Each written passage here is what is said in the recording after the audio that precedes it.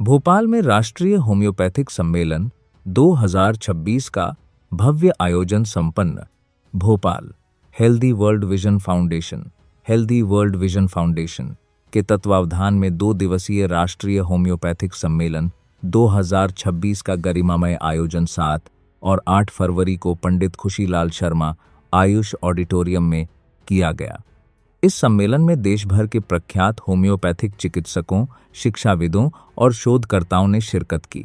प्रमुख अतिथि और संबोधन। कार्यक्रम का उद्घाटन मुख्य अतिथि मध्य प्रदेश शासन के खेल एवं युवा कल्याण मंत्री श्री विश्वास कैलाश सारंग जी ने किया। विशिष्ट अतिथि के रूप में विधायक श्री भगवान दास सबनानी जी उपस्थित रहे।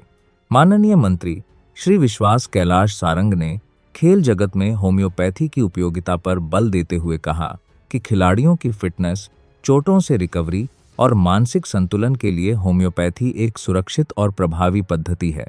विधायक श्री भगवान दास सबनानी ने फाउंडेशन के प्रयासों की सराहना करते हुए कहा कि ऐसे आयोजन होम्योपैथी को मुख्य धारा में लाने के लिए आवश्यक हैं। साहित्यिक विमोचन और चर्चा।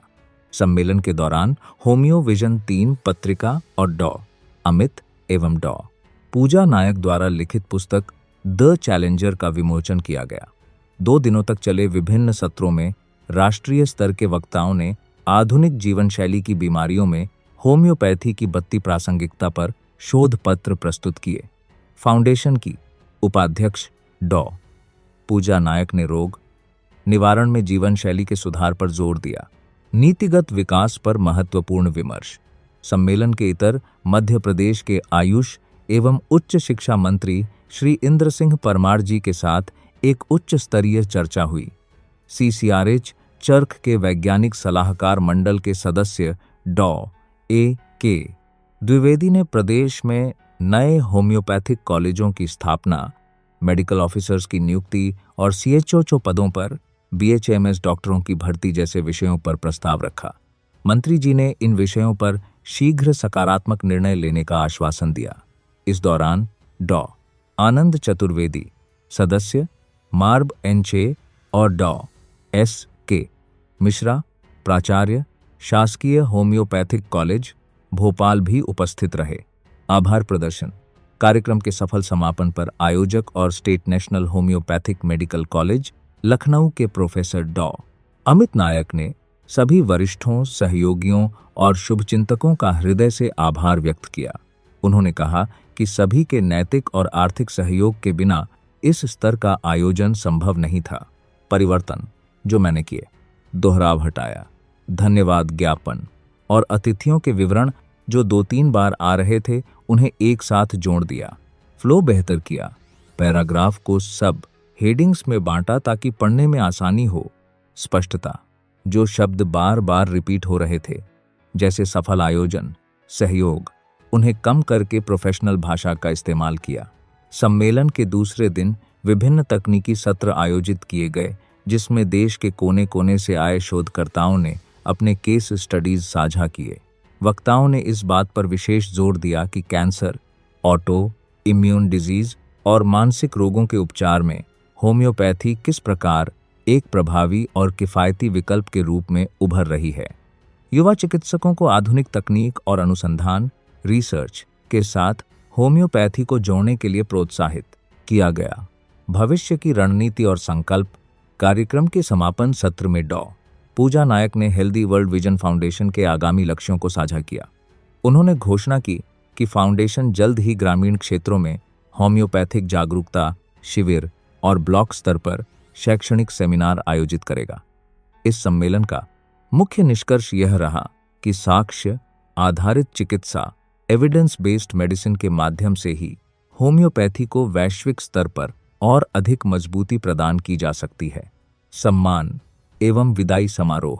सम्मेलन के अंत में होम्योपैथी के क्षेत्र में उत्कृष्ट कार्य करने वाले वरिष्ठ चिकित्सकों और उभरते हुए युवा डॉक्टरों को होम्यो रत्न एवं विशेष प्रशंसा पुरस्कारों से नवाजा गया। देश भर से आए प्रतिभागियों ने भोपाल की मेजबानी और कार्यक्रम के उच्च स्तरीय प्रबंधन की मुक्त कंठ से प्रशंसा की। निष्कर्ष, यह 2 दिवसीय समागम केवल एक सम्मेलन मात्र नहीं था,